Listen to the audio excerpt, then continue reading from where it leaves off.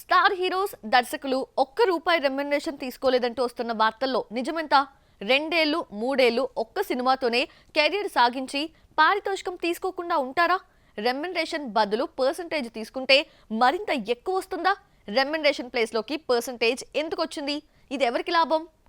Lucifer 2ని 28న pan ఇండియాగా release చేస్తున్నారు. Telugu promotions కోసం Mohan Lal actor come director Prithviraj Sukumaran Hyderabad వచ్చి మీడియాతో ముచ్చటిచ్చారు. సినిమా మలయాళంలో భారీ బడ్జెట్ తో రూపొందగా దీనిపై పృథ్వీరాజ్ వివరణిస్తూ సినిమా బడ్జెట్ ఎప్పుడూ ప్రకటించలేదని, సినిమా చూసిన తర్వాత అసలు బడ్జెట్ కంటే మీరు ఊహించిన బడ్జెటే ఎక్కువ ఉంటుందని ఛాలెంజ్ విసిరాడు. మోహన్ లాల్, నేను ఒక్క రూపాయి రెమ్యునరేషన్ తీసుకోకుండా నటించామన్నాడు.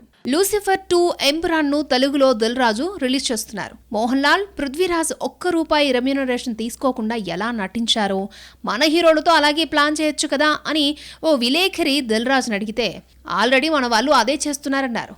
రాజమౌళి, ప్రశాంత్ నీల్ రెమ్యునరేషన్ లేకుండా పర్సంటేజ్ మాత్రమే తీసుకుంటున్నారని చెప్పాడు దిల్ రాజ్. 3-4 ఏళ్లకు ఒక సినిమా తీసే రాజమౌళి బాహుబలి నుంచి రెమ్యునరేషన్ తీసుకోవడం మానేశాడు. అలాగని సినిమా రిలీజ్ అయ్యే వరకు ఒక్క రూపాయి తీసుకోవడానికి కాదు, ఖర్చుల కింద నెలకు ఇంతని తీసుకుంటారు. సినిమా బిజినెస్ లో పర్సంటేజ్ కింద తీసుకుంటాడు. బాహుబలిని చూసి పాన్ ఇండియా సినిమా తీయాలన్న ఆలోచన మణిరత్నం, ప్రశాంత్ నీల్ కి ఎలా వచ్చిందో పర్సంటేజ్ తీసుకోవడానికి కూడా రాజమౌళినే ఇన్స్పిరేషన్. మైత్రి మూవీ మేకర్స్ తో భాగస్వామ్యమైన సుకుమార్ పర్సంటేజ్ ని ఫాలో అవుతున్నాడు. తెలుగులో ముఖ్యంగా పాన్ ఇండియా సినిమాల విషయంలో పర్సంటేజ్ సిస్టమ్ నడుస్తోంది. రూపాయి రెమ్యునరేషన్ తీసుకోలేదన్న పేరే కానీ పర్సంటేజ్ విధానంతో అంతకంటే ఎక్కువే ముడుతోంది. రాజమౌళి సినిమా అంటే హీరో కంటే డైరెక్టరే ఎక్కువే సంపాదిస్తున్నాడు. హారిక హాసిని బ్యానర్ లో తప్ప త్రివిక్రమ్ మరొక బ్యానర్ లో వర్క్ చేయడం లేదు.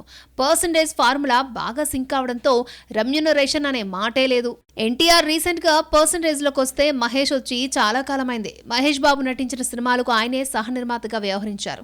శ్రీమంతుడు, బ్రహ్మోత్సవం, సరిలేరు నీకెవరు లాంటి సినిమాలకి జాయింట్ ప్రొడ్యూసర్ గా వ్యవహరించారు. ఇది పర్సంటేజ్ లో భాగమేనట.